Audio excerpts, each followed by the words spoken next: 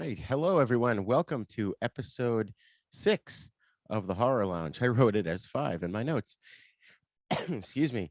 This is the show in which the best horrorologists in town will discuss horror in depth and get a conversation going for seasoned horror viewers, as helping introduce newbies to the horror genre. I am Rigor from Then Is Now podcast and the East Meets the West podcast.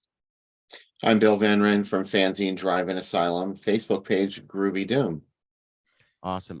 And joining us today is actor Hunter Redfern, who was on a previous guest on Then Is Now podcast to discuss the movie he's in called The Wendigo. How's it going, man? Pretty well. My name is Hunter Redfern. I'm pretty sure you already said it, but hi. I'm glad to be here. Awesome. Glad to have you. Last time Bill was not here. I did not see Bill the last time I was. No, I think we just did audio podcast. It wasn't. It was for Then Is Now podcast, not the Fright Lounge, which is what we're doing right now. Gotcha.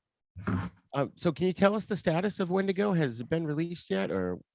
Right now they are doing a digital premiere while doing a festival run during the month of October, and I believe the later part of September, and we're also doing an in-person premiere the 29th, which that's for cast and crew. And I believe it's the 28th is when the digital premiere is. And I believe there are some links to that I'll share with you in a little bit. Excellent. And we'll put those in the show notes afterwards. Just checking. There we go. Okay, I was just making sure the Facebook feed was up. It looks like. Yeah, I see it. Yeah, we are good. Finally, We've had technical issues for the first 5 episodes, but I think we got it down. I promise to pay attention to chat tonight too. I'll help out too with the chat if you want. Awesome. So funny. It's amazing. This technology is supposed to make your life easier, but I don't see any evidence of that. So we are going to have another guest on, but he won't be able to join us till about 9. So we'll talk to him when he gets here. Not going to worry about it right now. For now, we're going to jump into today's topic. Now, folks, today's topic comes with a warning. We've been touting this show as being for both seasoned horror viewers as well as newbies, people who aren't sure if they want to get into horror or watch horror movies. If you're one of those people, this is not the movie you want to start off with. No. We're venturing into very dark territory here. Today's topic is just simply not for everyone. I think the closest some of you might want to come to this movie is listening to our discussion about or watching our discussion about it, because it's a truly disturbing picture. And I will issue a spoiler alert, as we'll probably spoil the shit out of this film. So, but if you've got the intestinal fortitude for this movie, then gird your loins, as we're going to discuss none other than the granddaddy of found footage films, the infamous Ruggero Deodato film, Cannibal Holocaust from 1980. So I'm going to read the synopsis here. Excuse me. An American film crew disappears in the Amazon rainforest called Green Inferno while filming a documentary about indigenous cannibal tribes. Harold Monroe, an anthropologist at New York University, agrees to lead a rescue mission in hopes of finding the missing filmmakers. He travels to the area with the experienced guide Chaco and his assistant Miguel. The team meets an Amazon tribe called the Tree People.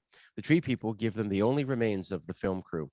The film camera and rolls contain the footage the original crew shot during their search for the real cannibals, as well as their bones. Back in the US, we get to see this footage and witness exactly what happened to the first crew. The end result leaves us questioning who the real cannibals are.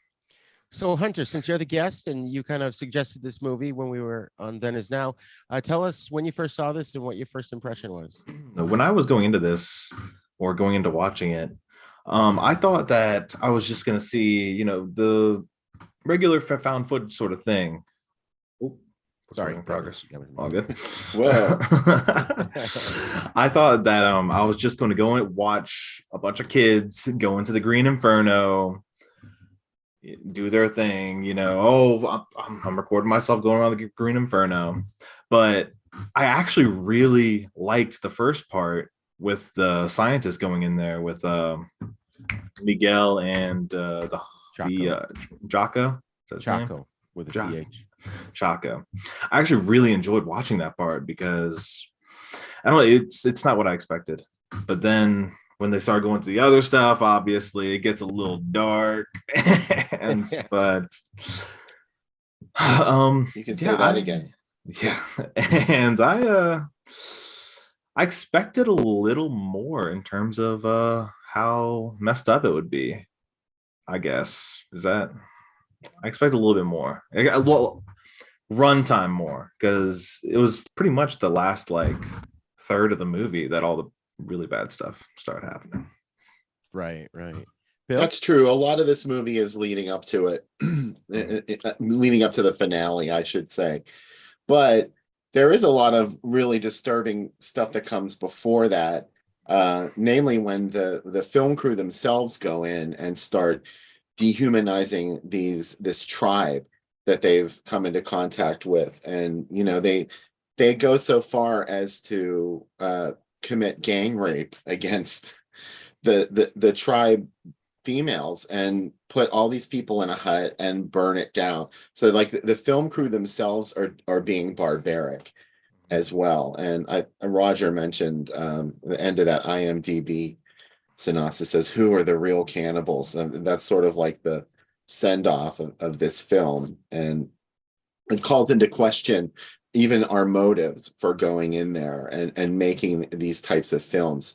Obviously, nobody ever made a film like Cannibal Holocaust, but there are other ways to exploit the indigenous that don't have anything to do with filming this. I think that's what the movie was. That's the framework for it, and that's already uncomfortable. And then they show you all these like bizarre, like visceral things. And let's be honest, there used to be all sorts of documentaries back in the 30s when there was just like film reels, the newsreels that people would watch before the main feature would come on. There were always documentaries about white people going into the jungle and encountering like the natives who were doing all these bizarre things, and there was always the threat of cannibalism in these reels. And this movie just says, we know what you want to see, we're going to go right for it, and we're going to give it to you. I really respect Cannibal Holocaust for that. Right. So Bill, when did you first see it? It was in the mid 90s. I rented it we had a great place in Pittsburgh called Incredibly Strange Video. And it was just heaven for anybody who was starting to discover Italian cinema, Spanish cinema, any kind of obscure-ish, in our terms, not a blockbuster video. So that kind of stuff is what they specialized in, and a lot of it was on it was bootleg VHS, like imports that had been dubbed into the NTSC format, and then just but it gave us access to things like this. Like Cannibal Holocaust was never released on home video in the States, on VHS, I should say. Eventually it was on DVD, but you couldn't rent Cannibal Holocaust at your local video store. So it was one of those forbidden things that when you found out about it, you were like, oh my God, is it a snuff film? Is it real? And I had to rent that one from Bruce at Incredibly Strange Video. I was not prepared for what I saw. I thought it was very disturbing. And I just had never seen anything like that. You remember, this was made at a time when these kinds of films were not prevalent. You didn't see this kind of dismemberment and really graphic violence. Right. And not only that, this film is incredibly cruel towards animals, and you start to realize they're not faking it. Like they're killing these animals on screen. So that really freaked me out more than any of the I knew the murders were simulated, obviously, but the animal deaths were very real, and it upset me. I wasn't prepared for that. The monkey one, I was like, Yeah. All of it, like I was out of that poor little animal. I can never remember the name of it. It's like a ferret, the ferret, or yeah, it's not a ferret though. It has its own name. Wasn't it a muskrat? No, it's mistaken for a muskrat, but they shove a knife right up into its head over and over again, and it's alive. It doesn't die right away, and it was very upsetting. The monkey thing, obviously, that was nauseating. Then there was the turtle. They take a turtle apart. They cut its head off. Fortunately, that's the most merciful death. Yeah. And Yeah. there's another one. They shoot a pig. So I guess that was somewhat merciful, but Yeah. way over the line. And Rogero Deodato admitted that years later. He was he defended it up until maybe like, I don't know, maybe the last 10, 15 years. He said like, well, yeah, maybe I shouldn't have done that. Yeah. Yeah, in my notes. Oh, sorry, Hunter. Go ahead. I was gonna say I watched it with my girlfriend. I was like, "Hey, I got a movie we should watch. I got to watch it for this podcast, and you might like it. We'll see." Oh, that's a sneak attack. A sneak attack. She's like, "Are those real?" I'm like, maybe. Yeah. You know, I would swear I rented this in the 80s because my friend's sister would always take us to the video store and we'd rent all kinds of R-rated movies. Maybe I was thinking of Make Them Die Slowly, because we definitely rented that one. And you know, like Porno Holocaust and all these, just Caligula, all these horrible, horrible movies that we probably shouldn't have been seeing at age 15. But I picked this up on DVD when it came out. I have the double disc set where the second disc has all kinds of extra features and stuff. But yeah, it's one of these movies. It definitely scarred me for life. But for some reason, every 5 years or so, I find myself revisiting it, even though I'm sometimes just afraid to watch it because it's so disturbing. You enjoy that feeling, don't you, Roger? Yeah. My son even said I still get scared at movies I've already seen. So Dang. I wanted to talk about Ruggero Deodato a little bit. Obviously Italian filmmaker. He was known for being the assistant director on the original Django film. And we covered that over in the East Meets the West podcast. Also, he did Jungle Holocaust prior to this, which had another name. And of course, I didn't write it down in my notes. But it was a cannibal film as well. He's done House on the Edge of the Park, Atlantis Interceptors, The Barbarians, and just a bunch of TV shows and other movies. And he actually did something recently in 2019, which I thought was cool.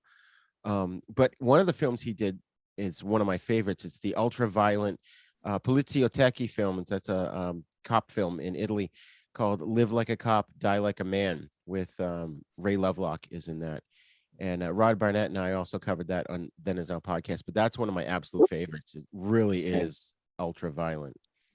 Jungle Holocaust was released in the United States as The Last Survivor. Oh, okay. It came out in like 78, I think, in the United States. The first release, it was known as The Last Survivor, and then strangely, it came back in 1981 titled Carnivorous. And that version of the movie told you that you were going to see actual cannibalism on screen. Falsely, they falsely claimed that. Fortunately, That's hilarious. That's hilarious. Yeah, this movie basically brought him to fame, and he became known as an extreme director. And he even earned the nickname in France, Monsieur Cannibal. But he's influenced a lot of major directors like Oliver Stone, Quentin Tarantino, Eli Roth. In fact, he had a guest spot cameo in Eli Roth's 2007 film Hostel Part 2, where he plays the cannibal. Wow. And then this movie, of course, was written by Gianfranco Clarici, who also wrote Devilfish, The New York Ripper, and a movie called Delirium, which I just heard. Actually, I was listening to Quentin Tarantino's podcast, and he was talking about it, and I really want to see that movie now. He also did The Antichrist and House on the Edge of the Park, and just tons and tons of horror and exploitation films. And then we've got our cast here. We've got Robert Kerman, who played Professor Harold Monroe. He was the tugboat captain in the Tobey Maguire Spider-Man film. And what's funny was I didn't realize that until I read it, and I just have a picture in my mind of him standing on the boat going, "He's gonna make it." He also was in Umberto Lenzi's Cannibal Ferox, which is also known as Make Them Die Slowly, that I mentioned before. Now, I could be wrong here, Bill, but can you help me out? It looks like he was in a ton of porno films, according to his IMDb, because I saw that he was in The Devil and Miss Jones Part 2. Yes, those rumors are true.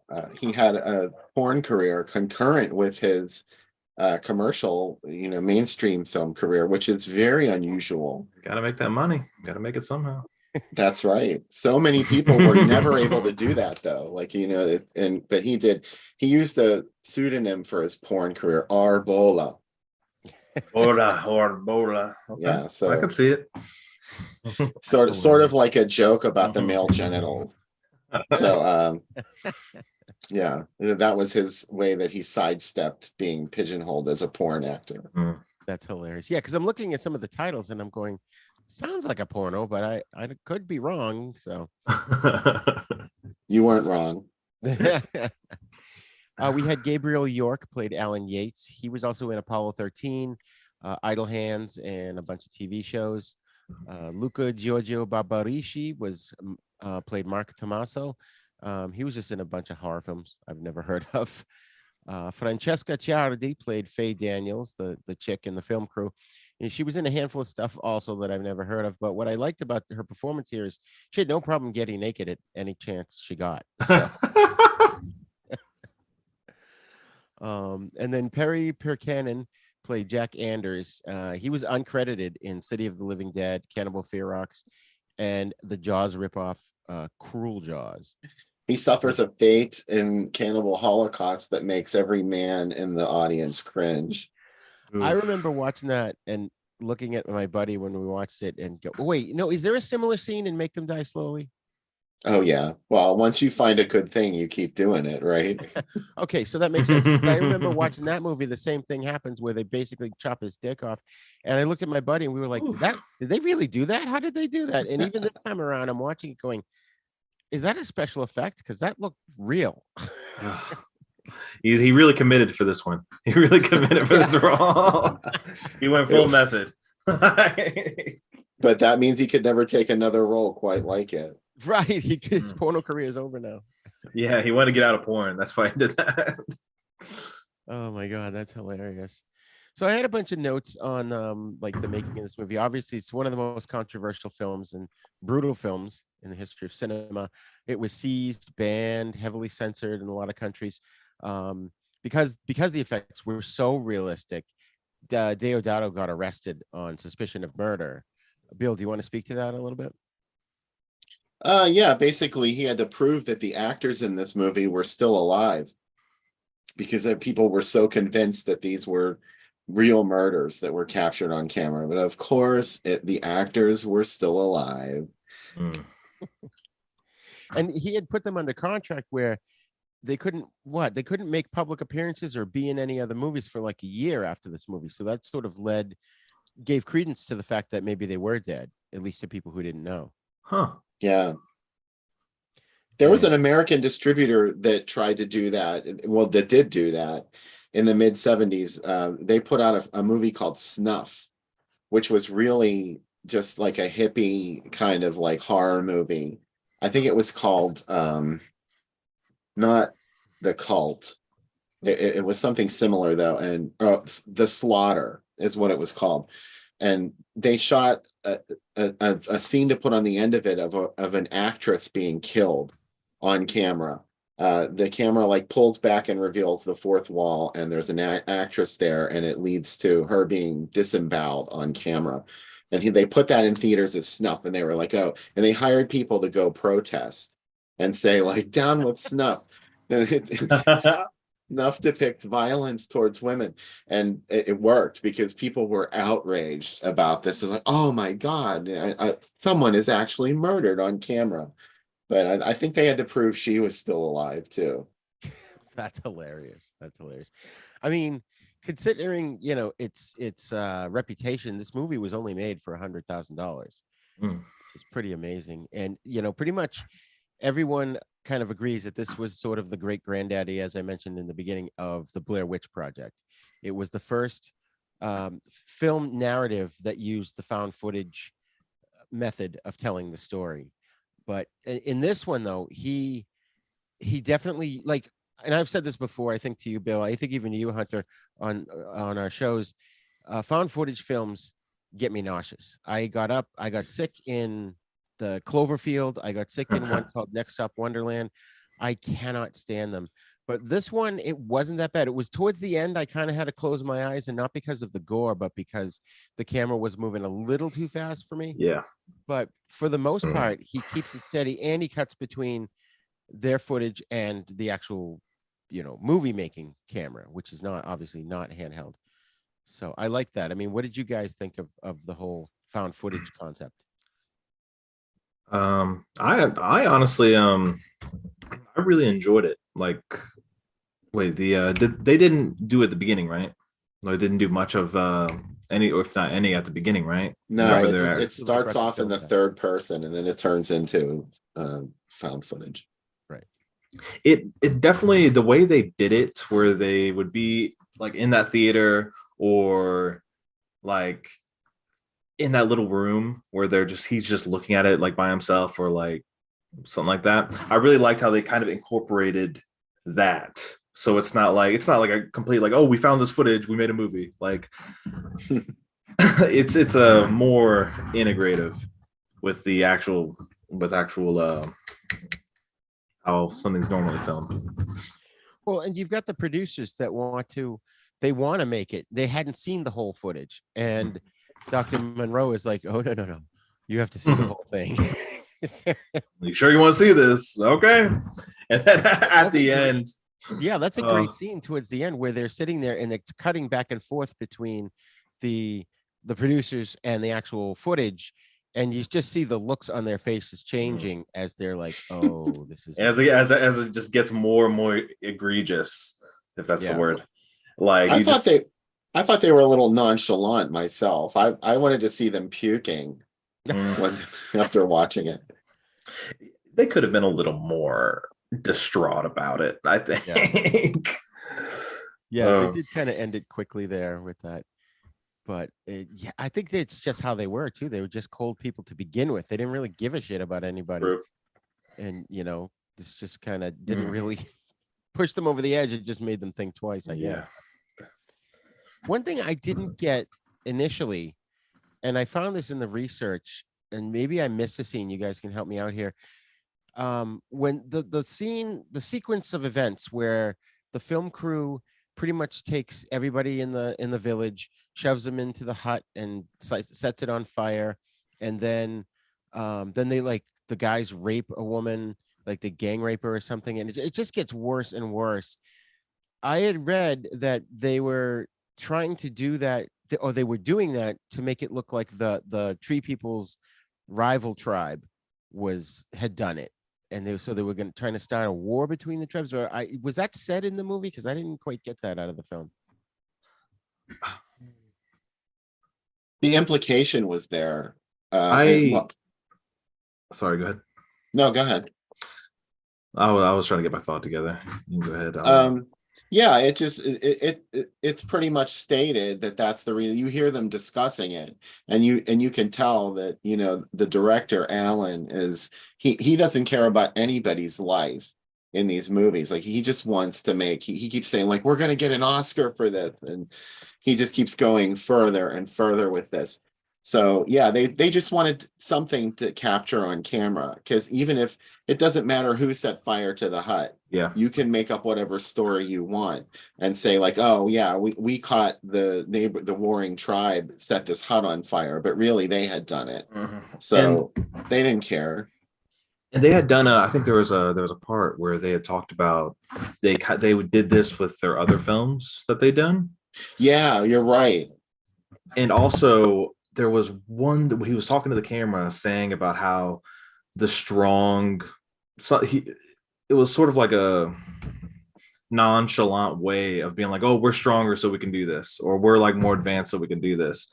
And I also think that they pretty much got off on doing it, because you could tell, like, even the girl kind of got off a little bit on it. Yeah, and there's a scene towards the end where they find that it's in a kind of an iconic image for this movie, the native chick that's impaled on this pole, like it goes all the way up through her body and out her mouth. Oh yeah. The one guy, he starts to giggle, and then he realizes he's being filmed, and he changes and he pretends that he's all upset and horrified. Yeah, and there's Simon. the implication is that they could have done that as well. Like that could have also been done by the Americans. Right. Right. It's just unbelievable. I mean, what kind of idiots? I mean, all right. I understand, not that I condone it, but I could understand their thinking, yeah, let's do this, let's cause chaos, and we'll blame it on the other tribe. But to actually film yourself murdering and raping people, how Yeah. stupid can you be? In terms of the storytelling aspect of it, like aside from the whole all the animal stuff that happened, and I did not like how like it just wasn't too believable. Like I could understand people being real like dicks about filming all that, but then where they would actually film themselves doing the gang raping, or like the woman being there, it's like they had probably like she would know that they would do this if she's been with them for so long, and now she's not okay with it, them gang raping. And I don't know, I just didn't like how all of a sudden she is all, oh no, don't do this, after I being with got the them for so impression long. this was the first time they had done something like that.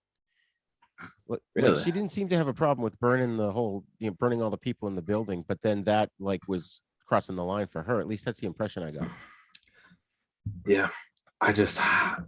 I would think that they would have done that before, like since they've been on all these trips to all these different places. It's like they just went straight for it, like it was normal. And yeah.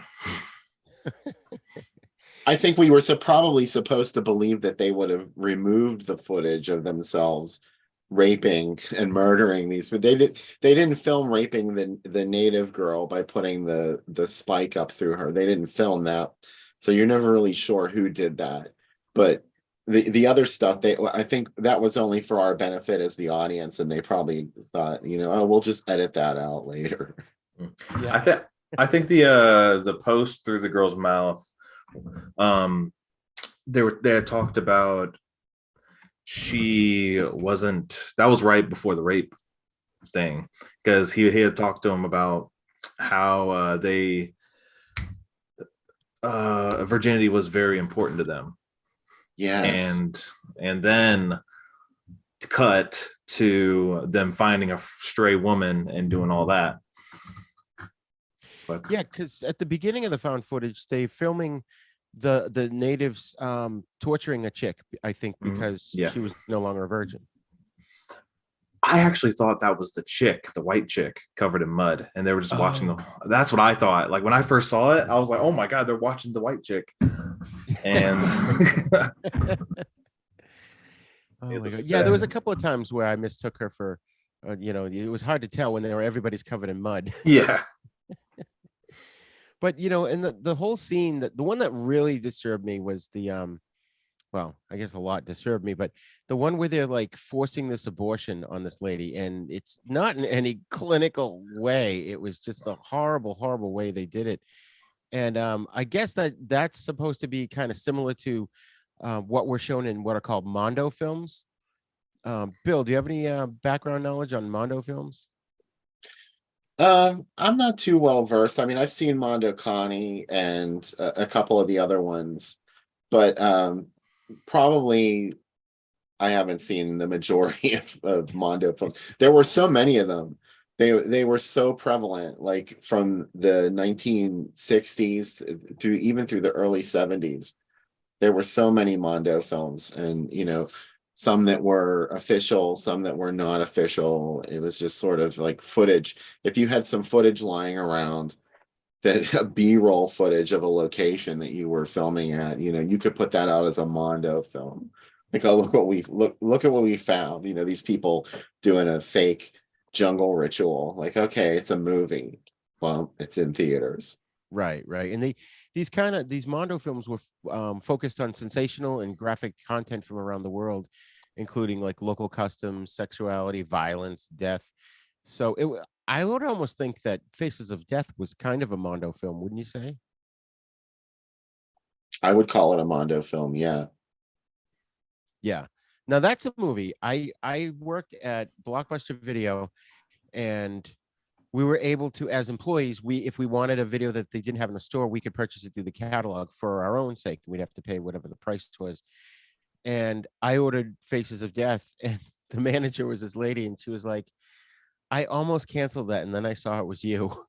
And so I watched the film, and I finally, after, I don't know, like a year or so of owning it, I just gave it away to somebody else. I couldn't revisit that movie. I find that to be even worse than this movie. I mean, maybe because, this movie, with the exception of the animal killings in this movie's fake all the way through, whereas Faces of Death, you're not 100% sure what's actually fake and what's real. Like when they're using spatulas to pick people up off of the Autobahn, that's real. Yeah. So what is Faces of Death? Oh wow, one of the most notorious VHS tapes of the 80s. Really? Really? It was most of that stuff was fake that's in Faces of Death, and I think a lot of it was debunked, but I can't remember if it's Faces of Death or Faces of Death 2 that has the footage of the guy that's attacked in the by a wild cat, like on a safari. Or that might be part 2, because the one in part 1 is the guy gets attacked by a bear. The bear, yeah, that's right. Yeah, some of the stuff was real and actually happened. It was kind of disturbing. Yeah, I heard they told the couple that, or somebody, I don't know, the film crew, whatever, said, oh, it's a friendly circus bear, and that's why he went over to try and feed it, and the bear ripped him to shreds. Mm-hmm. Why am I laughing? Why am I laughing? That's what I saw in high school, and we were laughing through it, even though we were. I think it's a normal reaction to something so disturbing. You just kind of do that nervous laugh, I was just thinking, dude, what a dumb way to die. Like, no offense. Yeah. No offense. It happens more often than you think. Yeah. It's there was one time, this is not totally related, but I was at a convention once, and there was a dude selling bootleg VHS tapes, and he had a TV monitor up, and it was like way up high or something, and he was playing some of his videos, and I'm standing there, and I watch over and I look up, and there's a lady, and she's just standing waiting for the train, and she looks one way, and then she, for some reason, I don't know what happened, but she steps down on the track, and the train comes and hit her, and she just exploded like a water balloon. And I was like, oh, I didn't need to see that. Okay, now I'm gonna have nightmares. Oh no. That was absolutely real. I'm not going near a train after that. If I see that. I think it was like she was looking this way, and the camera was like this, and you could see the train coming, and she steps out without realizing it, and then bam, gone like that. And it's just like, horrible. Rest in peace. These movies really put the horror in horror movies. But the big thing about this movie too is that, Deodato, in trying to figure out what to do, he didn't just go and say, hey, let's make a found footage movie. That sounds like a great idea. He wanted to portray the media, like he wanted to focus on how the media has little regard for journalistic integrity. He felt like a lot of news was staged in order to achieve sensational footage, and the Italian media was symbolized by the behavior of the film team in Cannibal Holocaust. So this film is sort of a criticism of the lack of integrity in the media. And I thought that was a very interesting takeaway, which I never actually really thought about in previous viewings, Anyone? It's interesting. I was just taking it all in, honestly. Okay. I was like, dang, wow. Yeah, it's supposed to be, at its core, it's this message about how the media is corrupt and they'll just do anything for a story. And you also think, what if if you didn't put all that actual animal killing, do you think it would have been more popular? And if you just faked the killings and, Well, I read, and correct me if I'm wrong, Bill, but I read that one of the reasons he allowed the animal killings in the film was when you saw it and you knew it was real, and then they cut to a fake killing in the movie that's supposed to be real, your brain automatically thinks, oh, that's real too. So he was kind of faking the audience out and tricking them into believing the special effects by inserting footage of real animal killings. I'm not saying, I'm not condoning that, but that was his rationale. Yeah, I mean that seems that tracks for me, but Makes sense.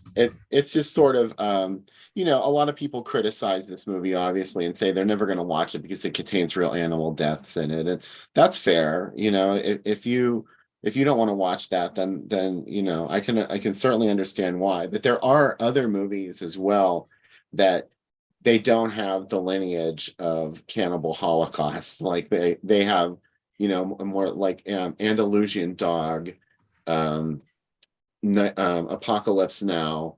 I mean, these are all movies where an animal is actually killed on camera, and those are considered art films, or they have loftier ambitions.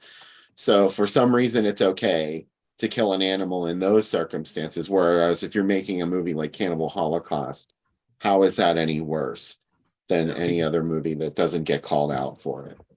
Right. And was it Day of the Animals where the guy, one of the actors, was actually shooting, there was a bunch of rats and he was shooting them with the shotgun for real? That was Food of the Gods.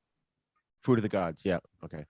Yeah, you can actually, I forgot about that one. And that's really disturbing too, even though, people don't generally have warm feelings for a pack of rats that came out of your garbage or something. But these rats were getting shot for real.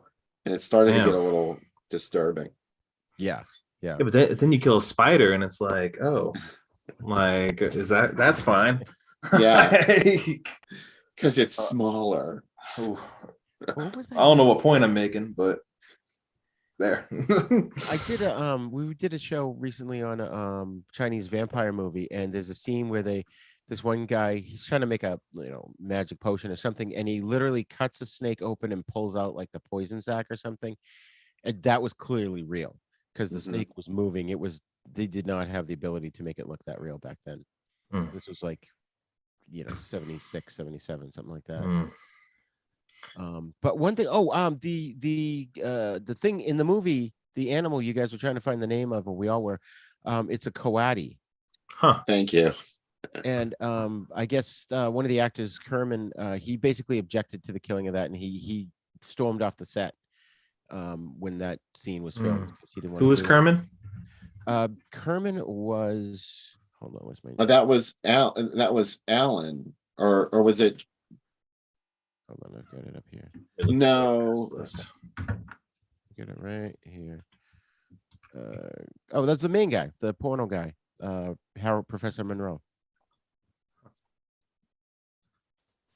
Okay, yeah. So, and wait, was he there when that happened? I don't remember. It's been a while since I on... saw it, I admit. Oh, okay, yeah, he was. I just watched it the other day. I don't think he wasn't in the scene. I think it was the natives doing it, but he was on set. So because they were all kind of living there. So, but yeah, and it was funny because a lot of the actors were really upset with this. The guy that had to shoot the pig, he's like, I kind of made friends with the pig because we traveled to the set back and forth every day. And then they wanted me to shoot it in the head. Hey. Yeah. Yeah, So he was really upset, but they did it off camera. Like when he refused to do it, somebody else did it. And then like the pig was squealing and dying, and he was right there. That must have been so traumatic. Damn.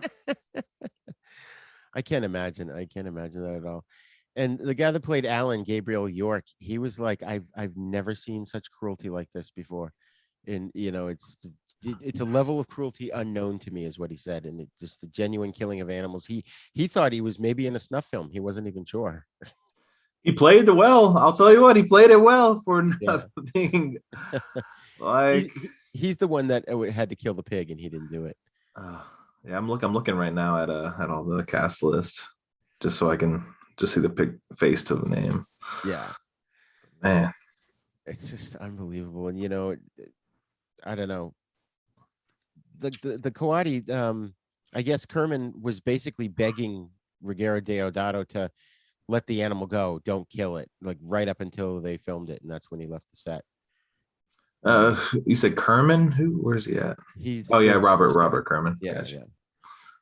And then the chick there, the white chick, she cried when they butchered the turtle, and she was in the scene sitting there watching it. I think Yeah. that was real. Yeah, I got that whenever I was watching. I was like, oh, it looks like she's actually like really upset. Like, man. Yeah, it's unbelievable. But yeah, what Deodato felt was, the scenes of real violence against animals juxtaposed with the fake scenes of cannibals killing and eating their victims. While if you took a still shot of the special effect, it would look ridiculous, but combined with the real footage of the real animal being killed, your brain is still processing viewing the suffering of the animal. And so it's hard to shake that and then say the next scene looks fake, which, hey, filmmaking is the art of illusion, I guess. Yeah. My go-to disturbing animal death on camera movie is Pink Flamingos, which that really, because that comes out of nowhere. You literally have no idea that you're going to see a chicken slaughtered in a sex scene on camera in Pink Flamingos. But it happens. It's too late. You've seen it. And John Waters has once again destroyed part of your mind forever. He's going, now they can't unsee this. Right. Robert Kerman looks like a 70s porn star. Like, honestly, if you look at him, I'm like looking at sorry, I didn't mean to. He was the real deal. Well, it makes sense though now too, because he gets like totally buck naked in the movie, and I'm like, wow, he's awfully comfortable with himself. Well, obviously now that I know he's yeah, that's a good point, dude. And all those girls went up to him and was like, he was just like, yeah. They come from out of nowhere too, but that's actually a good moment in the film too, in terms of like the whole sequence, not just that scene where he kind of he ingratiates himself to the tribe. Mm-hmm. Yeah. The film crew walked in and pretty much started stomping on everything the moment they got there. And so, yeah, they got their comeuppance, but these guys came in, he tried to make nice with them. I think even the Miguel, initially they had that one native guy that was like he was tied up he had a rope around his neck. I think the soldiers had captured him or something. Yeah. And he brings him out to the river, takes all his clothes off, and he's like, look. My microphone.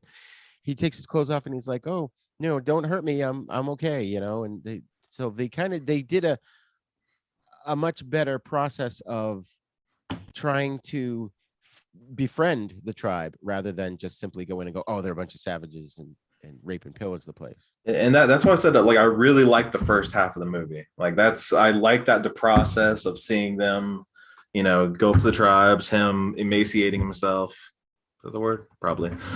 With the tribe. And just, I really like that part. And then all the other stuff happened. The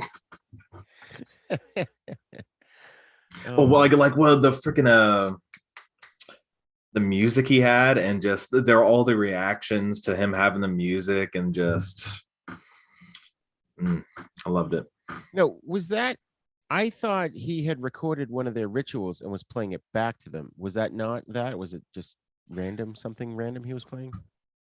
I think it might have been random. I don't know. Yeah, I think it was just music. Yeah. Because it sounded like tribal music to me. So I figured, oh, he must have recorded it, and they would be like, oh. Huh? They said what it was. They said what it was, okay. But I can't think of it. Yeah. I thought I knew this movie so well that I didn't have to watch it again. And here now I'm realizing there are so many details I could have brushed up on. It's not like this show is a surprise to me or anything. Yeah. And the whole, whenever the dude shot the other tribe with his gun, he just goes, yeah. Yeah. And that's how they got pretty much good with him. Yeah. And he what was the point where he says that he did so well? I think it was after the music scene that the guide says to him, look at you did so well, they've invited us to dinner. Yeah. Then he gets to eat the heart or whatever, and then he does it. I know, I was thinking that too. I'm like, well, you can't not do it because you have to insult, yeah. I looked at my girlfriend, I'm like, I'm eating that heart. Like I'm not being disrespectful. I'm eating it if that was me. Otherwise, I'll be the dinner. Yeah, otherwise it'll be my heart in someone else's hand. Yeah. Oh my God. You know, I like the scene too, though, where the guide has a snake in his boot and it bites him, and they're trying to get the poison out or whatever, and they finally realize it's too late, and he's like, chop my leg off, chop my leg off. So they do it, and then he dies. Yeah. Yeah. Just to get some extra dismemberment in there. I don't even think the dude like said to chop off his foot. Just they were like, we can record this. Like the dude was pretty much just passed out of that. When I even passed, I was just screaming, and the guy's like, we got to chop his leg off and record this. And man, he just dies. Yeah. Excuse me. Who was the dude who was the first dead body they found? Because I remember watching all the way through. I'm like, who was that?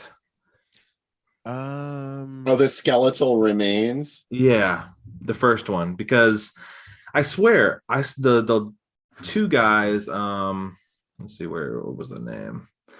They had the Alan guy and is it Mark? Alan and Mark. Yeah. Alan dies with the, he falls down camera, but how did Mark die? Like, did he just get taken, or because I know Perry got taken and well, Jack. Yeah, I don't think they showed the death of the other guy. The last, there were two guys left, Alan and another guy, and yeah, I don't think they showed what happened to Mark. Yeah, I was very confused because I was like, they didn't show his death. Was that just him? Like at the beginning, Jack was the one that got torn apart. Yeah. Yes. In loving detail for about 5 minutes on camera. Every part of his body is just torn off. And every time they took her out, they'd be like, yeah. Yeah. At least some of the cannibals like cooked his parts over the fire that was going. Yeah. That's right. Yeah, they had some respect. Barbecue going on there. Come to think of it, that's another thing that happens in Pink Flamingos. Oh, really? Yeah, there's a have either of you guys seen Pink Flamingos? I saw it so long ago, I don't remember it. I'm gonna have to revisit that. Yeah, there's a scene at Divine's birthday party where the cops try and bust it up, and the party guests all rush at them and tear them apart and eat them. Oh. Cannibalism. Oh my God. Well, yeah, like my friend Mike that was on the show last month, Bill, you may recall, I think afterwards, after we were recording, we were talking, I was telling you what this show was going to be about, and he's like, yeah, no, I can't do cannibal movies. Just no. Well, cannibalism really is sort of like one of the last taboos to be exploited on camera, because people haven't really, up until this movie, it really was not presented as graphic as this film has. There were many cannibal movies. Probably the most notorious and famous, the Texas Chainsaw Massacre. But that movie is genius because it barely shows you anything. Like you hardly see anything, any carnage happening on camera. Whereas Cannibal Holocaust, like I said earlier, they were like, we're gonna go there. We're just gonna show it as much as we can and have it still look realistic. Like notice like some of the severed head, they don't linger very long on them because like they would see how fake they looked probably. Yeah, that's true. That's true. One thing I thought was really cool about this that I didn't know before at all. I forgot that they kept referring to the jungle as the Green Inferno. And I guess that was the original title of this movie. Yeah. But then within the film, the producers that wanted to make the documentary from the found footage wanted to call it Green Inferno. And Green Inferno, of course, is also the name of the movie that Eli Roth made in 2012. So, which was another, but it was a completely different story. They were like, peace. What do you call it? I saw it. I saw it recently, like a couple months ago. Yeah, I've seen it too. I like it was very similar, let's just say. Yeah. The circumstances for them being in the jungle were different, but that was where the non-similarities ended. Yeah. Yeah, there's Right. definitely, yeah. And this movie ended up on the list of what's called video nasties, which is in England.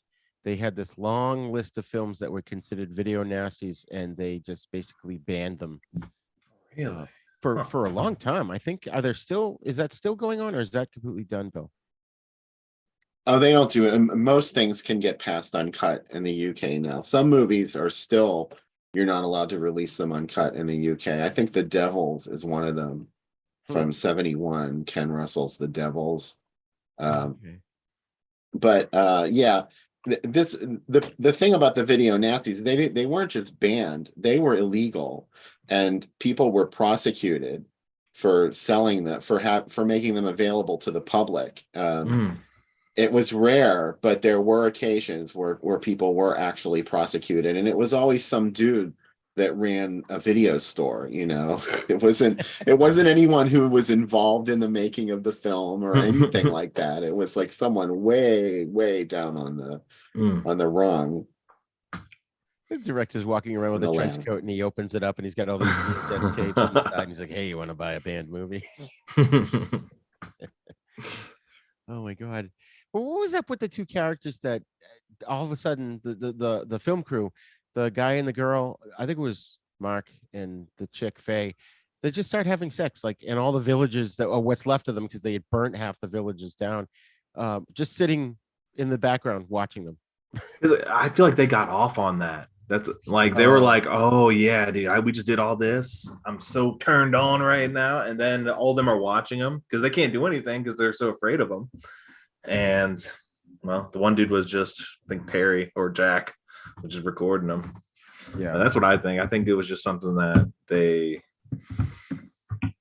turned them on, all that quote unquote power. They were into a weird scene. Yeah. And I read that that she the actress wanted to have sex with him to practice. Oops, I bumped my microphone. To practice beforehand, and he refused. So I thought that was odd. Robert wouldn't have refused. Robert. She was actually talking about Robert. Oh my god. I like at a later point, I liked the because the one takeaway I had from this was, for all our so-called civilization, man can be just so cruel and evil. And so I liked the conversation that the professor had between with him and the female producer about how the natives, they might think we're the savages, and it was just he was bringing to light a lot of stuff that those damn producers just hadn't even considered. Just like, oh, it's gonna sell, we need to make money. Yeah, that's all they were thinking about was the money. And I didn't even think about like that part of it, like the dichotomy between the two things, like the whole producing a movie and making money, and then like all the stuff they did out there. Yeah, it's funny because this movie's got such a reputation that it's very hard for a lot of people to pull the whole message out of the film, which I don't know if that's a good thing or a bad thing, but the message is there if people want to look for it. Yeah, you got to watch it a few times, and to watch it a few times, you got to watch a few things a few times. Even like it towards the end scene, I had to rewind it because I didn't quite understand what happened. So the way I see it, and correct me if I'm wrong, so the character Jack gets hit with a spear, and all the cannibals are closing in on him. So his buddy basically gives him a mercy killing from a distance with the rifle. He shoots him and kills him. And then that's when the natives take his body and chop his dick off. And, it goes downhill from there. Is that how it played out to you guys? Yeah, that's exactly what happened. I think he just he probably didn't want Jack to live anyway, because that was one more person that knew exactly what happened. Because there was the number of the crew had dwindled at that point. There were only a few of them left. So he was thinking, yeah, this actually works to my advantage, because now I can make up any story I want. and tell them anything happened, that these people like brutalized us, and I was the only one that made it out alive. Somehow they always think they're going to be the ones that live. The guys like Alan, they think they're going to be spared by whatever they're sacrificing everybody else to. But what I did not like though was, well, there's a lot of things, but they made it seem like the Allen guy cared for the girl because he was like, he went back for her, like, yet he would do all that other stuff to the other girl. Like, I didn't really understand why he would do that. Like, after everything we had already seen from him, like, you would think he would just leave her and just be like, all right, I get all the money myself, because it's not like she had a camera or anything, you know. I don't know. Yeah, that's a good point. I don't know if maybe he just had a last minute change of consciousness or something. He turned on her in the end, though. I mean, they didn't try and go rescue her when the tribe grabbed her and dragged her away. In fact, they sat there and watched it, and whoever was running the camera filmed it. It wasn't him that was running. Alan wasn't running the camera, was he? I know, because that's when they got split up. Yeah, and that's how he died, because he went to record her getting raped. I thought he was going back to save her, but then he was like, oh, I guess I'll just record it and run away. Yeah, It's very dumb. That was horrible too, what they did to her. They like ripped her clothes off and then gang raped her, and then the women came in after the men were done and started just with sticks, chopped her head off. It looked like a cartoon whenever they were just beating her, though. Like, they just had giant blunt. Didn't even look like they were hitting it that hard. They were just like, yeah. Mercifully for the audience, that was one of the most unbelievable deaths in the film, because they really did not look like they were hitting her that hard at all. And it sort of obscures, there are so many people in that scene that it obscures the decapitation. Like, it doesn't happen on camera, and they're just sort of dancing around with her head like it's a basketball or something. Yeah, right. And it was funny because my wife walked into the room in the last 15 minutes of the movie, and she didn't run screaming, which was a good sign. But she was like, "Wait a minute, is that her head?" And that's when I rewound it just to see exactly how. Subtle. It's subtle, Roger. Very subtle. Oh man. So yeah, so the final, and spoiler, people, if you haven't been spoiled already, it's too late for it. But well, first of all, I wanted to say I like the scene of the last of the found footage when the dude falls to the ground and the camera, of course, falls and is facing him, and you just sort of, he's just like, with the dead person with the eyes open looking at the camera. I like that shot. I thought that was really cool, with all the natives dancing around. Same. But yeah, then the final, at the end, we're back to New York, which, by the way, I wanted to mention, I love movies from the 70s and early 80s where they take place in like New York, and you get to see old New York as it was. The Twin Towers are still there. Yeah, and that was it's like a time capsule, Before it became a theme park. Oh my God. But I guess, and I guess I liked at the end though, when he's the professor's walking out of the building and he's with the producer chick, and he basically turns to her and he goes, I wonder who, I think he said it to her, or maybe he was just narrating, but he basically says, I wonder who the real cannibals are. And I love that because it leaves you walking away with thinking about that, going, what did he mean by that? If you didn't get it at first. So that was the message of the film, I think, was that there was barbarism on all of their parts. And it was even more so, it seems even worse that this crew of people from a different part of the world, where we were so much supposedly more advanced than these tribes living in the jungle, and yet the minute we were back there, we were doing the same thing as they were, and thinking nothing of it. Like, their lives were just disposable to these people because they were different than them, because they were a different race, a different culture, even a different, everything about them seemed completely alien to these people. So they said, well, we can do whatever we want with them. Right. which is evil. Yeah. To the least. Yeah, that's the thing is just, oh my God, it's just so horrifying. So, Hunter, have you seen any other cannibal movies that you'd like to bring up? Oh man. None that come to mind right now. Recently, I know this is kind of basic, but dude, ever since Prey came out, I've been watching all of the Predators and all of the Alien versus Predator movies. And a lot of people say Predators 2 is underrated. And honestly, it is. I really liked it. Like Predator 2? Predator yeah, 2? Predators, the second one, pretty much. Yeah, I agree with you. Yeah. With But I Danny know it's Glover. yeah, I know it's not like a cannibal movie, but that's just what I've been watching and we're just trying to get into. But Yes. cannibal movies, you mentioned Hostel 2 earlier. I watched those. I like the first one, the second, third one, I'm not really huge fan of, but I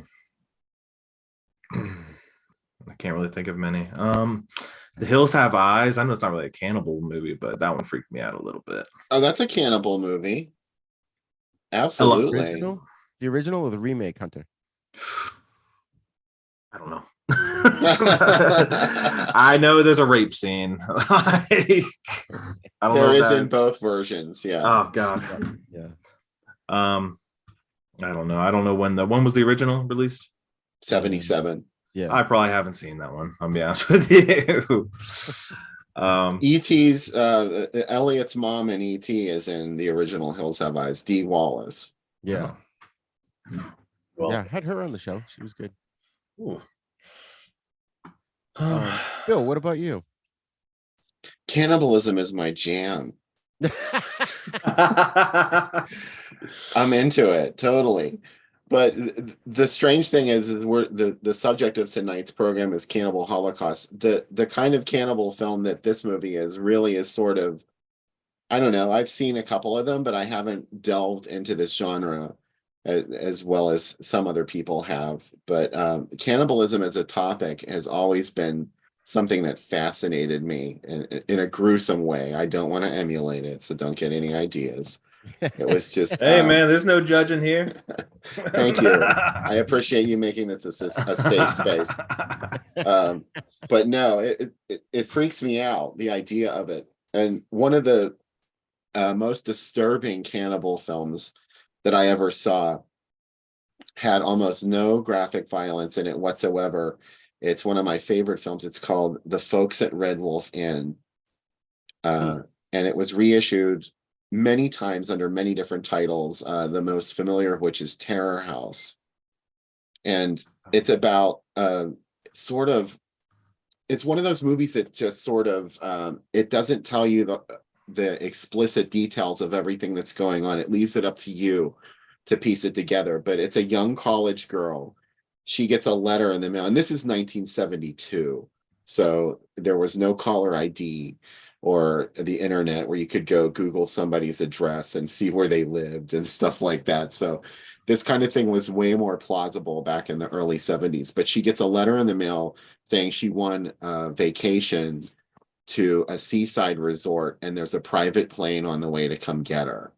And she leaves without telling anybody where she's going. And she ends up later that night at this weird mansion beside the sea. And there's other girls there around her age. And these old people run the inn, and they treat them to this extravagant feast every night and just fatten them up with all this stuff and all these like strange looking racks of ribs that they're feeding them. And of course, it turns out they're eating human body parts, and these people are cannibals. And every night, one of the girls goes home in the middle of the night, and the next morning they wake up and they're like, oh, where did she go? And they're like, oh, she went home. Like, it's sort of like a comedy, but it's really great because there's a story that develops that's sort of like a romance.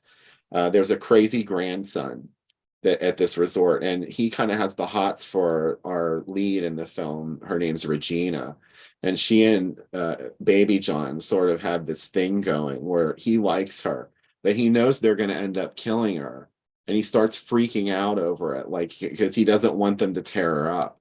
And there's a test like that she eventually figures out, of course, that she's been eating human flesh all this time. So now that she knows, they sort of test her in this brilliant scene where they make her come to dinner, and they just want to see if she'll eat it, like if she will be one of them, if she can eat the meat knowing that it's people. And then if she could, she might be allowed to stay as Baby John's wife, like if he likes her that much.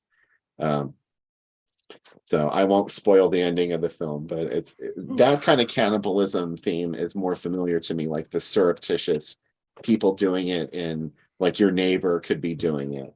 That bothers me more than the like cannibal holocaust, jungle holocaust genre. Yeah. That reminds me of the movie Parents with Randy Quaid. Mm-hmm. I love Parents.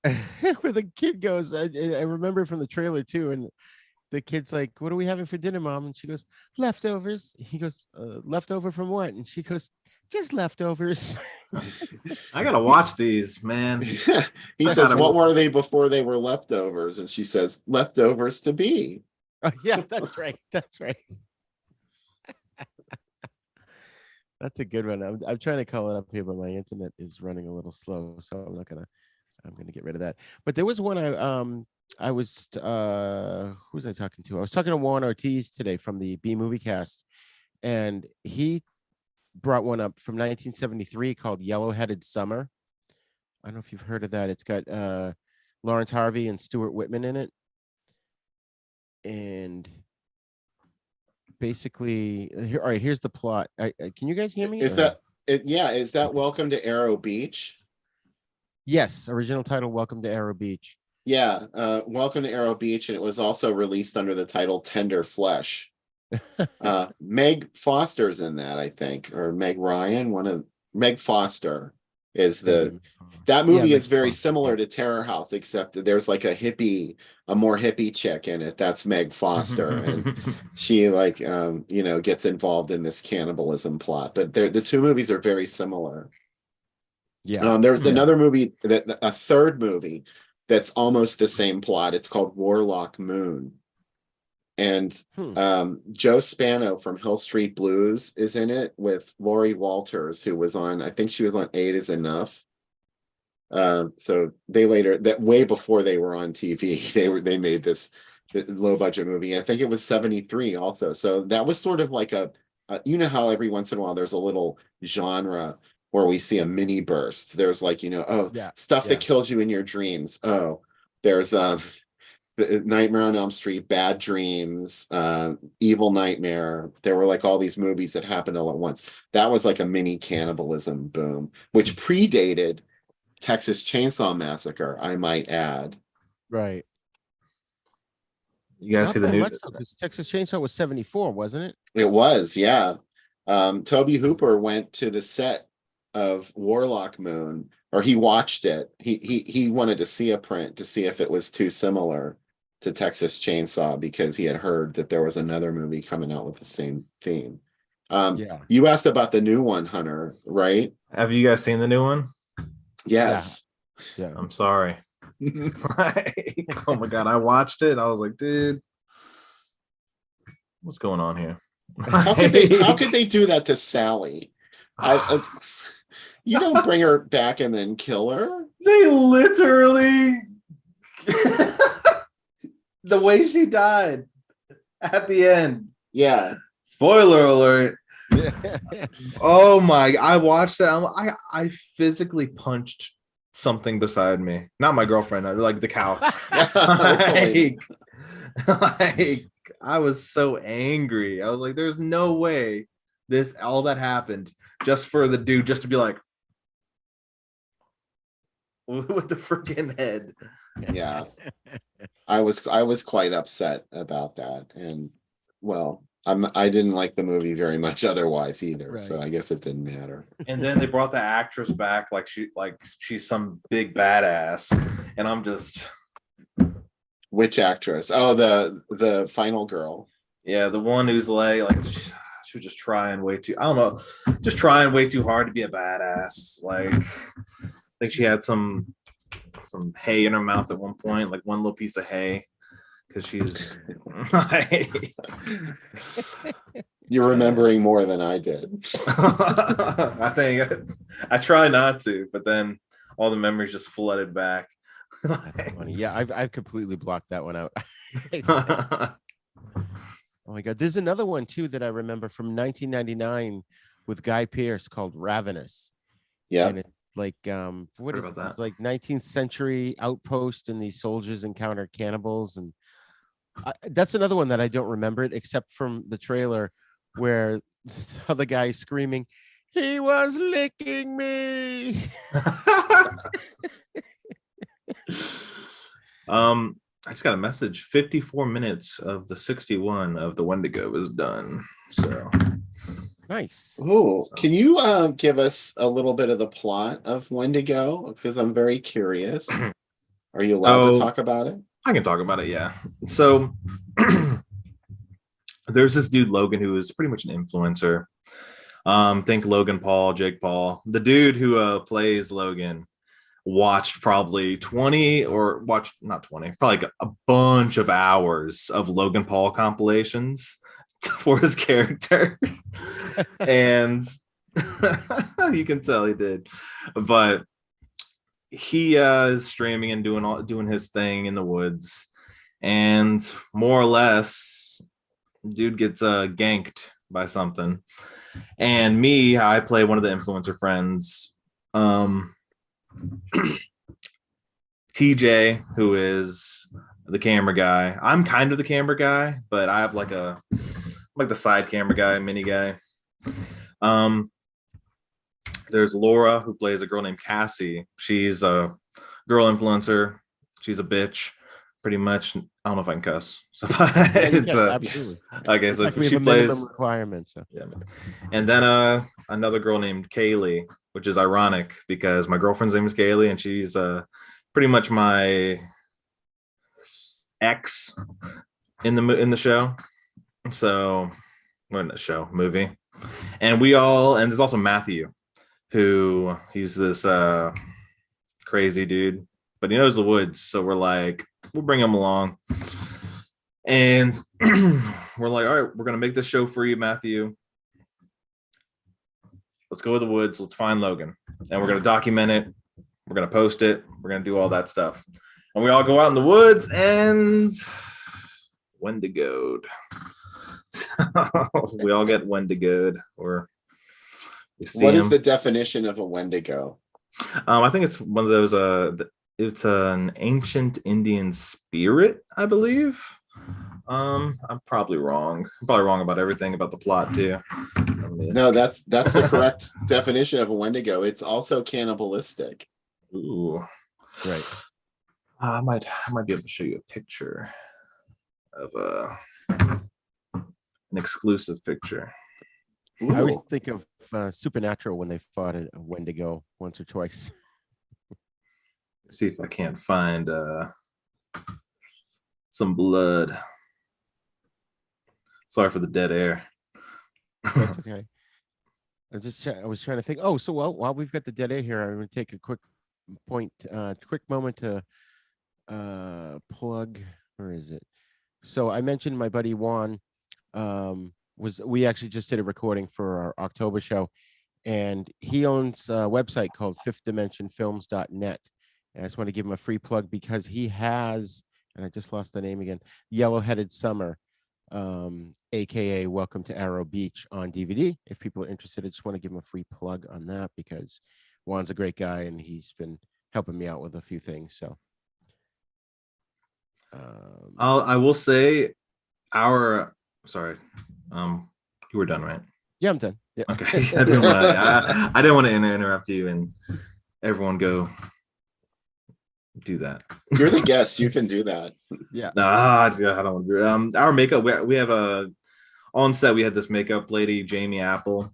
Amazing. Here's just a quick little picture of oh man. Well, so that's good old Logan.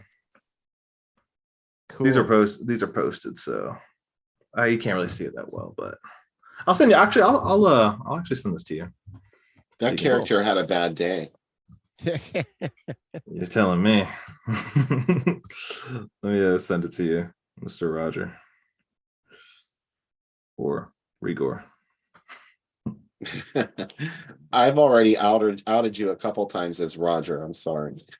It doesn't matter. Well, your camera says Roger. I know. I keep forgetting that you can change that. I just don't remember how. Let's see. That's too late now. I don't give a shit. Edit profile pic. Oh, rename. There you go. You hit the 3 little dots. You can rename. All right, fine. Here we go. Go. Yet another thing. Now I've got to remember. Not only that, but I've also got to remember to hit record on freaking Zoom. Oh no.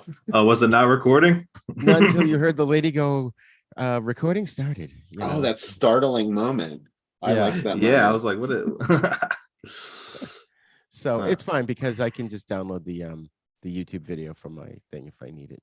It's the human moments that people remember, Rigor. Yeah. I'll just put like I'll cut in a picture of a film being burnt and breaking in the projector, and then start it off 10 minutes into it. That was something about Cannibal Holocaust I wanted to bring up. At the end of the movie, this will give you some time to send that picture, Hunter. At the end of the movie, they kept showing the reels of the film running out, and it was during the most gory moments, so they ostensibly they didn't have to cut back and forth. They explained that there was a cut, but in order for the film to have run out, that means that during all this melee that was going on, the camera operator had to load another reel of film into the camera. There were like 4 or 5 different short reels at the end of the film, and I thought, wow, that's a lot to swallow, even more so than Blair Witch Project, which was, the whole time I kept thinking, why are they still holding on to the cameras? And that was an even bigger pill to swallow. Yeah, and there was a whole thing at the end where well, I don't know if it was at the end, but again, another element I missed in this movie. I don't know why I missed so many little bits from it, but they supposedly the projectionist or somebody stole one of the reels of film. Really? I don't know if anybody remembers that in the dialogue at all. Oh yeah, at the end, the very end, and then didn't he make some money off it still? It said, I think so. Yeah. Was that the text that came up at the very end? Yep, that's right. That's what it was. I sent you some pictures of okay, of everything. We could quickly pull those up. Also, if you want to see, I invited you to the group if you want to see the trailer. Oh, cool. I'd play it over the Zoom, but Zoom slows everything down because I had a cool intro I made for it, and it plays all choppy. I worked hard on a spoof video of Mexican wrestling that we did last time, or a couple times ago, and it was all choppy and crappy. So I finally had to re-edit the whole thing. All right, I closed my Facebook, so let me reopen it here. I'll send it to you too, Mr. Bill. Oh no! Thank you. Thank you very much. All your remarks. Not sure if I'm allowed, but I'm doing it anyway. Have you ever seen any other movies about a Wendigo? I saw, what's it called? Antlers, and I did not like it that much. Is that the one with Harry Potter there, Daniel Radcliffe? No, that is. I think you're thinking of Horns. Antlers. I think it's on Netflix. It came out fairly recently, and I just wasn't a fan of it. The monster looked good, but I don't know. It was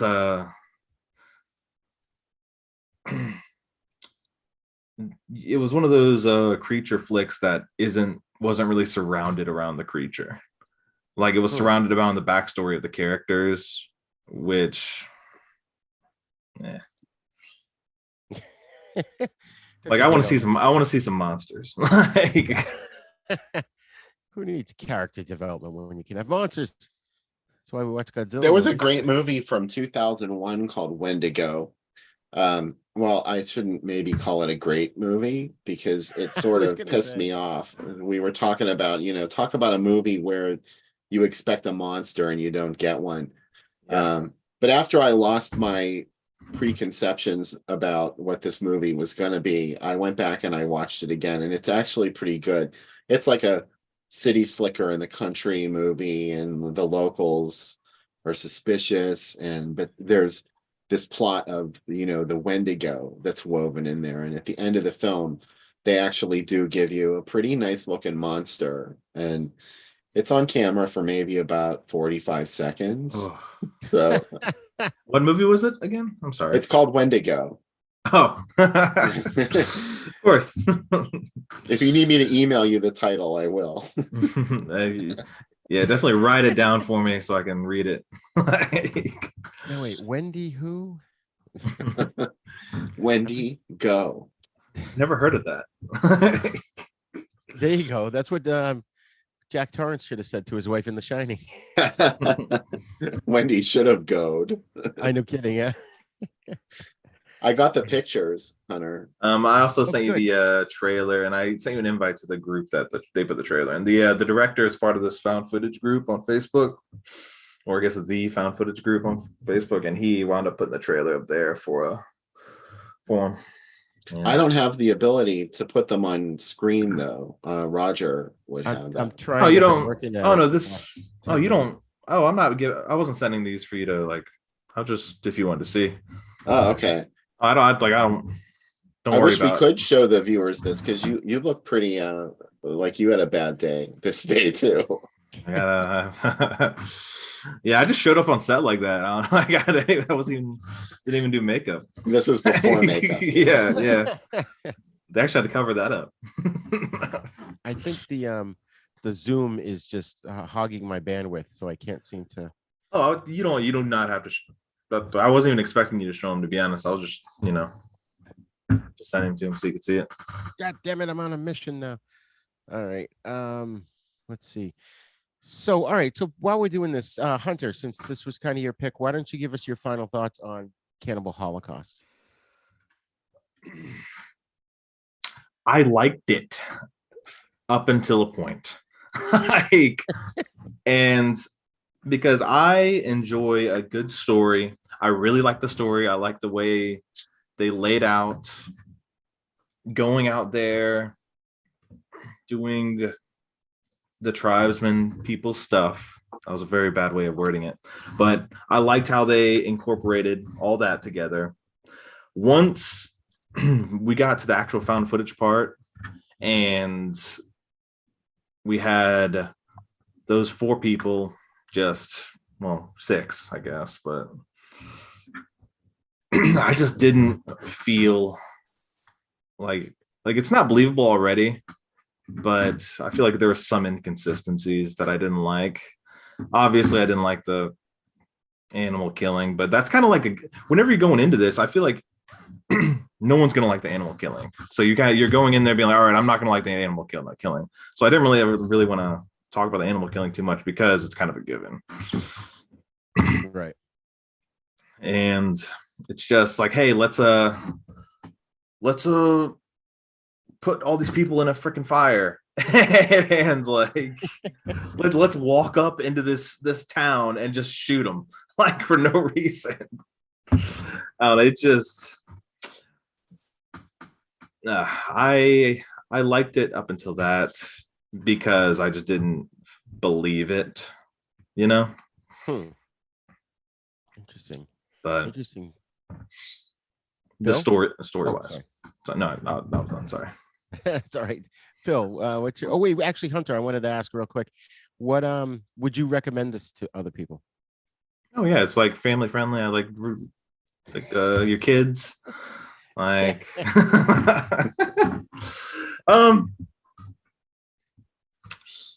do I recommended it?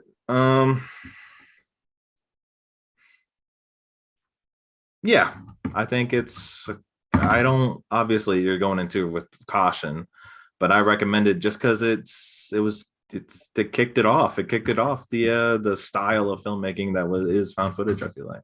Right. So yeah, kind of like you owe it to the guy, to the Italian guy. Yeah. He went to court for this movie. I'm kidding. Huh?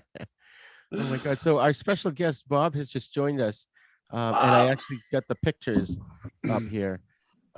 So I just, first of all, hey, Bob, can you hear us? Hear me?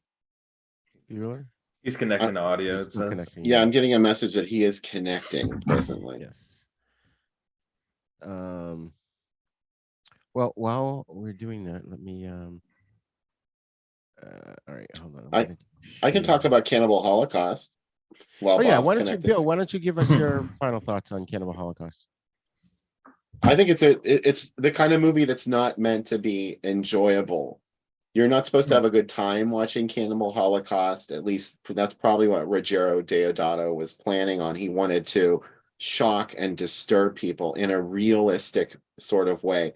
Even though, like you said, Hunter, especially towards the end of the movie, it became really outrageous to think that this could have happened the way it did. But it's easy to go along with it because it is so grounded in the shocking with the animal deaths. I'm not saying that was, I'm not making any judgment about why he chose to include the animal deaths. Without them, could it still have resonated the way it did? Maybe not. I don't know. But I think it definitely lent an element of realism to a story that was already pretty ridiculous. So, and I think it exploited that in a really genius sort of way. I think it is on a par with Pink Flamingos and Andalusian Dog, all of those films that are considered movies that you didn't go to because they were fun. It was more of an endurance test to see if you could sit and watch it. And I think it succeeds. It's a story and it's also a shock experience. So I think it's, whether or not, I don't really think it's particularly enjoyable, and you can't really judge the quality of the film either because it's beyond criticism. Right. Right.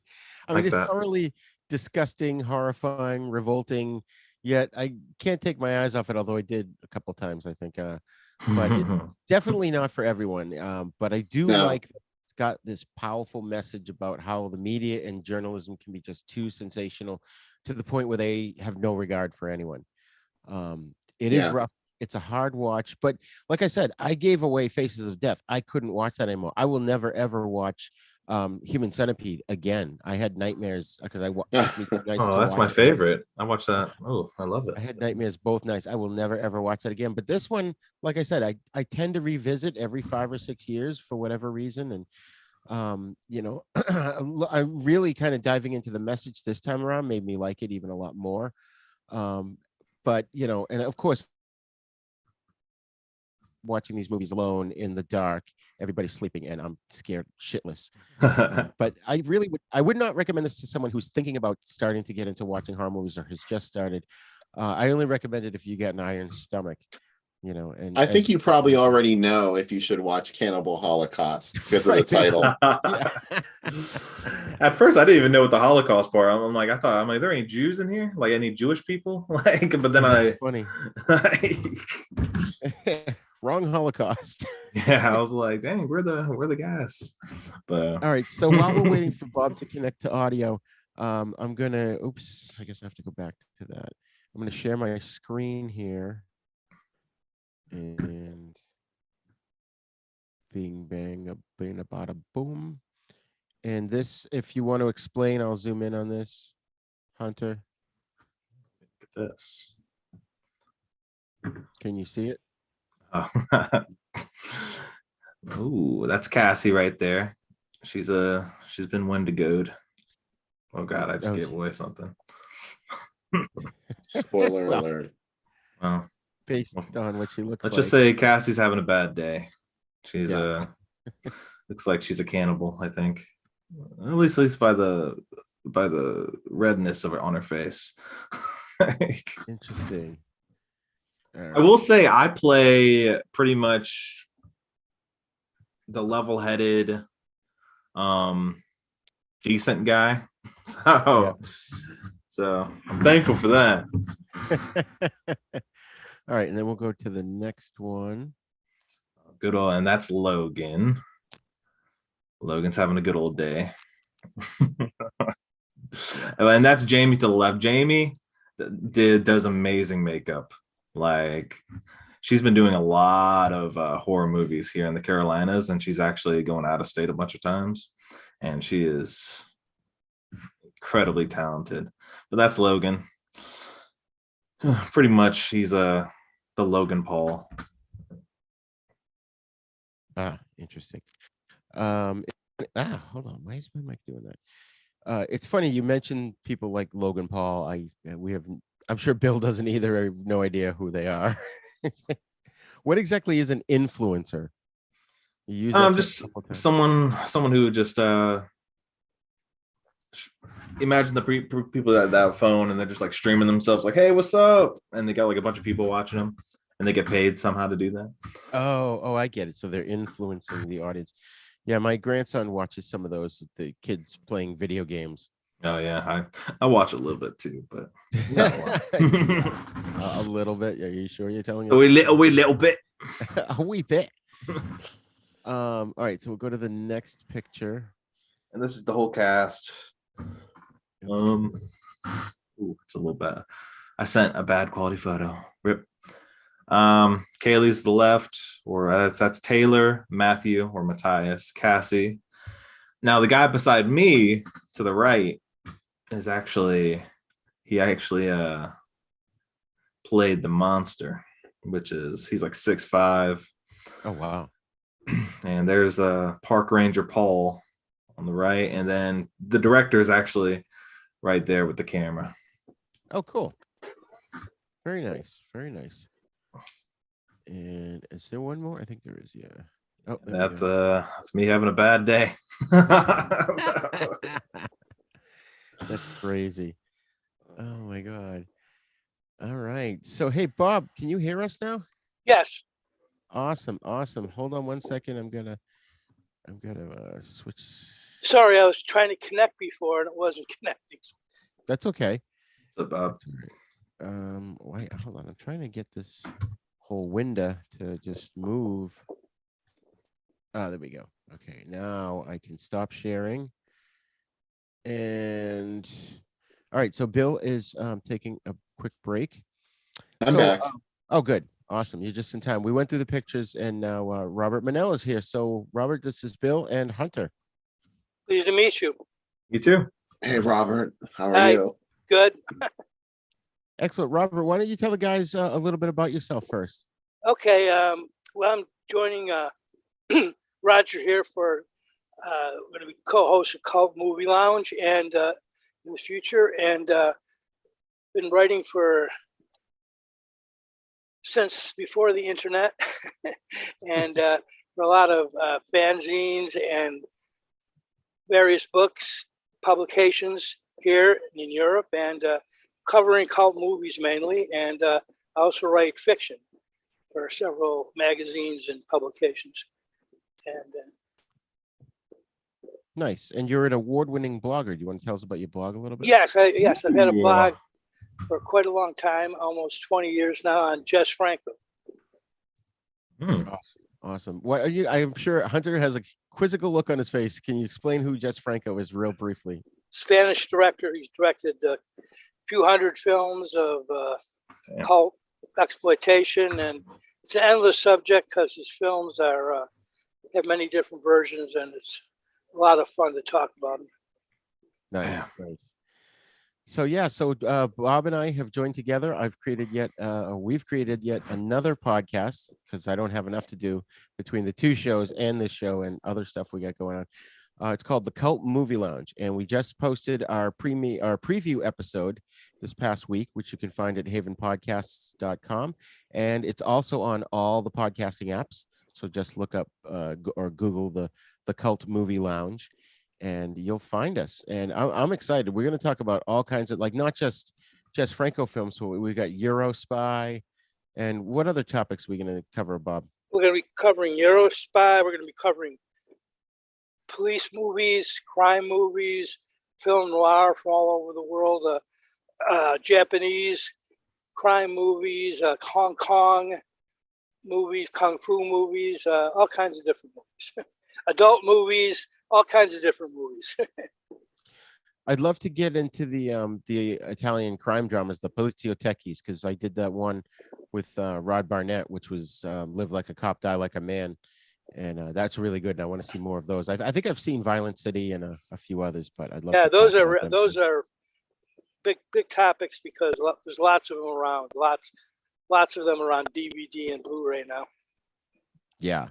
And now with these streaming services, as much as I feel they're a little too much, because if a kid wants to watch, like a horror movie or wants to get into watching horror movies, they don't know where to begin because there's 100 streaming services with thousands of movies. Where the hell do you start?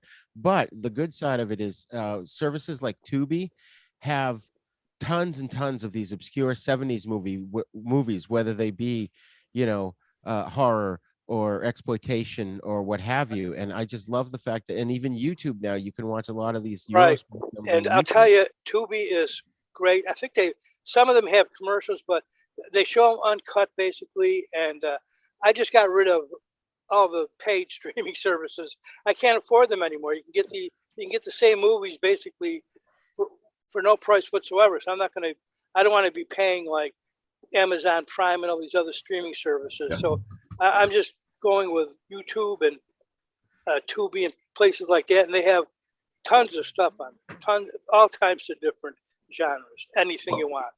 One thing I actually recently got Shudder, and it's only like $5, maybe $6 a month, maybe. Mhm. And like it just opened up so many freaking movies for me. I don't know, it's like $5-6. I wound up getting it like the free trial, and I'm like, I'm very happy with it. They're making another VHS. It should be out very soon, like this month. And I'm excited to see that. And they also have a bunch of originals. So Nice. I was on Netflix for a while, but they didn't have much that I liked on there, so I got off of that. So did I. And plus they're just upping the prices every freaking like time. Yeah, that really makes me very unhappy. Well, first of all, I got on there because they had a bunch of Jess Franco films, which they took off, and then they have other stuff which I like. They took off, and every year, every few months, the price is kicked up. So no, I'm not going to ever go back there. Yeah, unfortunately, I have to have most of the streaming services. Like I wasn't going to get Paramount Plus or Peacock, but due to the nature of my job, where I have to write about soap operas that are on those networks, I have to have the app so I can watch them. Right. And some of them are worth it. If it's, I would say I wouldn't pay any more than like he was mentioning $5 or $6 a month, $7. I wouldn't pay any more than that for any of these services. Like I said, Netflix they're just going to keep raising their prices. Yeah. And they won't even be, this is a prophecy. They won't even be around in 10 years or less. I would say less than 10 years. Yes, less than 10 years, right. But there's going to be some things happening there.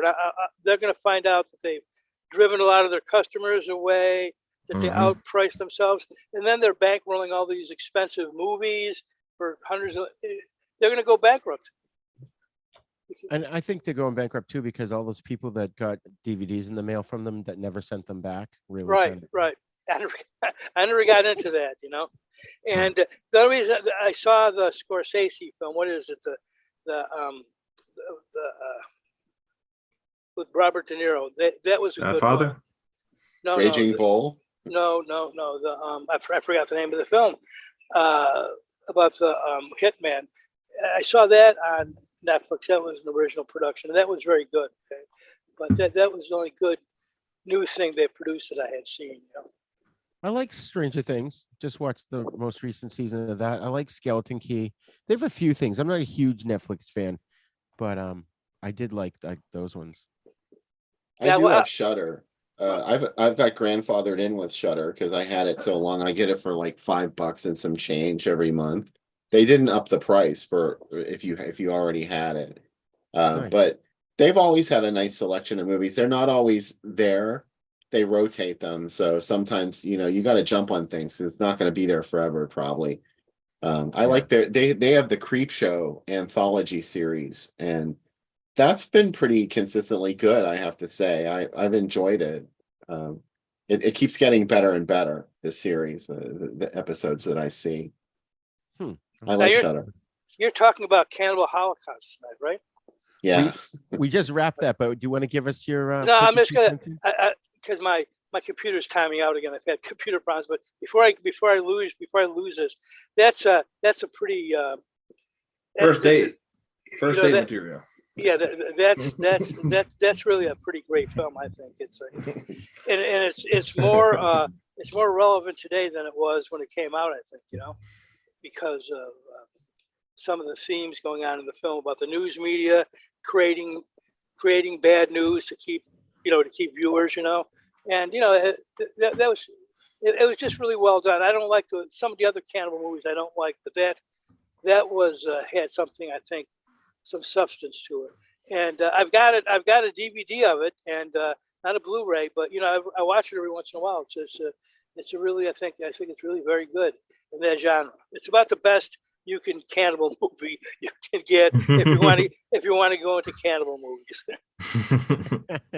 Awesome. So Robert, before we lose you, why don't you give out your website to the listeners? Okay. Well, I've got a number of websites, but my blog is www.robertmonell.blogspot.com, and you can search around. I've got if you search around Google and things like that, you'll find me in different places at different times. And I'll be back here very soon. Excellent. Nice meeting everybody, but my computer is really wailing out here. So talk soon. Right on. Sir. Thank you. Okay, nice meeting you all. Bye. Love you. So, Bill, did you want me to re-show the pictures because you weren't stepped away? Oh, I saw them. Yeah, I sent them them to me too. Okay, cool. Gory stuff. I know, huh? It's really good. We get a little bloody. Hunter, why don't you tell the listeners where they can find you online and the film? Oh, and wait, before you do that, what have you got next coming up? What projects are you working on? Right now we just wrapped up filming a thing called Evos, and in that I play werewolf. It's kind of like, have you ever seen Vampire Diaries? No. Well, it's pretty much Teen Wolf. Okay. Yeah. Well, it's kind of like that, but college. So we finished up a proof of concept, and we're sending it to a major streaming service that had asked for it, and we'll know by October 10th if hopefully we'll be on a major streaming service. Wow. Coming up, I'll be filming something called Attachment. It's like a paranormal found footage thing. The director of the Wendigo had asked me if I wanted to be in it, and as the lead, and I was like, well, I guess he liked my acting, so I'll be in that, thankfully. I'm actually going to Arkansas September 18th to film a small role in a zombie movie. And how I got that role, oh my God, I literally just messaged the person on Facebook or the page, because they were doing a casting call for 2 women who were size small. So I sent them a message, and I'm like, listen, I know I'm not the type you're looking for right now, but whenever you're looking for a man, I am preemptively putting my name in the running. So then they start talking to me. I start talking to them, just casual conversation. And they're like, oh, I got a role for you. We can probably get you in. And I'm like, all right. And one of the leads is actually in Vikings Valhalla. So I'm not getting any compensation for it, unfortunately, but having my name, having an extra IMDb credit and my name associated with some more people is really worth it, in my opinion. Right. Well, that's awesome. That's awesome. So where can people find you and the Wendigo online? The Wendigo, right now, I think I sent you a link. There's an event that we're doing October 28th. That's when we're premiering it online. We're doing a premiere online and it's running through festivals. So if it gets picked up by distributors after going through the festivals, which it probably will, hopefully, because a lot of people, Dread Central did an article, which we're really happy about. And 28th on I think I sent you the link. It's in eventbrite.com/ a bunch of stuff, a bunch of random letters. So and where you can find me is just I guess just instagram.com/ at the Hunter Redfern. And I post about all my acting stuff on there. And other than that, where can we find you guys? Bill, why don't you go? Oh, I'm on Facebook as Groovy Doom. I publish a fanzine called Drive-In Asylum. We just did what is basically our 30th issue a couple of months ago. We got a new one coming out in late October, probably early November. So you can follow us at driveinasylum.com. You can order back issues at our Etsy shop called Groovy Doom. And other than that, I've got a new disc that came out, a company called Visual Vengeance. They're making it their mission in life to release all these wonderful shot on video micro budget films from the early 00s, the 90s, really any decade. I think as long as the movie was, good, they would put it out. They just did a movie called Suburban Sasquatch from 2005, I believe, is the date of that film. I should know that. But a great guy named Dave Wascavage made this film, before you could shoot a movie on your cell phone. It is on a digital camera. It's got some great, really rudimentary but charming CGI in it. It's just a really fun movie to watch with your friend. And my creative partner and I, Sam Panico, did an audio commentary on that. So that just came out a couple of weeks ago. You can order it on Amazon. It's called Suburban Sasquatch. It's our very first. Sam and I have recorded 4 audio commentaries so far for Visual Vengeance. This is the first one to come out. Awesome. That's so cool. And I can be found at havenpodcasts.com. If you want to give us your feedback, well, obviously you can still comment below the video even after we're not live anymore, or you can email us at thenisnow42@gmail.com. Also, if you want to be a guest on the show to discuss some aspect of horror in depth, please contact us and let us know. You can either direct message us through Facebook or it's actually facebook.com/Fright Lounge, or you can email us again at Haven Podcasts 40. I'm sorry. I said the email wrong. It's havenpodcasts@gmail.com. havenpodcast@gmail.com. On my other show, it's thenisnow42@gmail. So I apologize, folks. So anyways, thanks again for joining us, the Fright Lounge, and we'll see you again on the next episode. Oh, what? Wait, Simon, what do you mean he sounds like an influencer, ... What does that mean? I don't get the reference. I think he was paying you. It was what Hunter was saying. Oh, it was character. He was I was reading the chat thing. Oh, I didn't see that. Oh, okay. Oh, cool. Awesome. I couldn't imagine what's going through your head right now when not knowing about the chat. Me just saying this random thing. What's going on here? Bill. I didn't see any. Oh, there we go. Yeah. Oh, Simon, he's a good buddy of mine. Bill, I had a lot of I'm really happy I met you, man. And it's always fun seeing. It's always fun talking to you, Mr. Rigor. Yes, and we're definitely gonna have you back on the show. We're talking about more horror stuff. Oh yeah, man. Let's we'll message each other and just see what other movie we can watch. All Maybe right, folks. sorry, go Oh, go ahead. ahead. No, go ahead. I was gonna say, never mind. I was gonna talk about one of the cult classic Two Girls One Cup. Oh, that one, a short but effective film. Charming children's movie. Yeah, why? That's the first thing I watched with my girlfriend. All right, I'm done. Sorry. All right. I think that relationship's gonna last forever. Hey man, if she watched Cannibal Holocaust with you, she's a keeper. Oh yeah, she is. So, all right. Well, thanks for joining us, Hunter. Thanks again, Bill. It's wonderful being with you all the time. And folks, I'm going to run the end credits, and we'll see you on the next episode.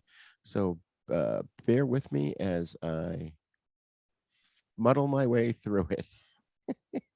Bye-bye. Oh, and of course, just smile and wave, boys. Smile and wave.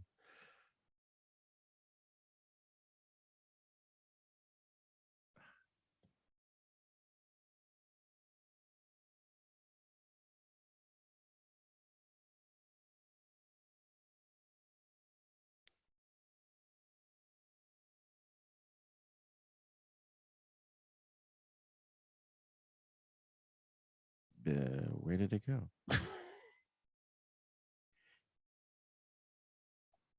Okay. End titles to arrive any moment now. There we go. Am I good to go poop? Let's hope this is it. There's plenty of time now.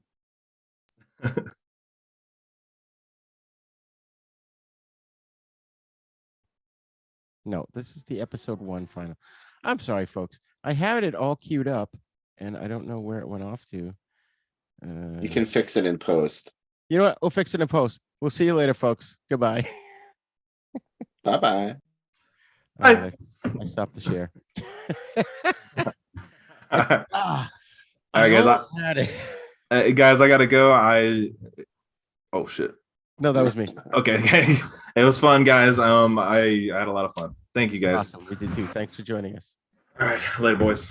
Take Bye. care. Oh my God. So real quick, and I'll let you go, Bill. I'm just trying to think about next month, which is October. I think we're still live. No, I stopped. Oh, I stopped sharing. Oh, hold on. What if I Yeah, end? we're definitely still live.